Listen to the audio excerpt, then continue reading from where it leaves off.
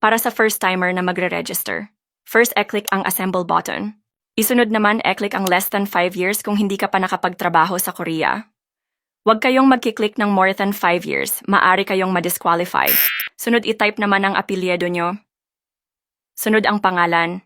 At isunod naman ang middle name o papelyedo ng nanay mo sa pagkadalaga. Pagkatapos i-click naman ang gender nyo kung lalaki or babae. I-type naman ang birth date nyo. At ang passport number. At dito na ilalagay ang expiration ng passport mo. Dito ilalagay ang email address nyo, mobile number at ang province nyo.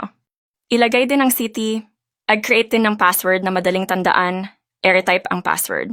E-click naman ito para sa pag-upload ng 13 KB picture. Pag may nakalagay na warning sign, ipasok nyo pa rin kung alam nyo tama naman ang size. At sa passport naman, make sure 100 KB pababa ang size niya. Same lang sa picture nyo, pag may warning sign, ipasok nyo pa rin. Papasok yan. Bago nyo i-click ang submit, make sure tama ang mga details nyo para hindi ma-disqualify. At kung alam nyo, nagkamali kayo sa mga details nyo at na-submit nyo na, gawa ulit kayong bago, pero ibang email address nyo. Follow for more information.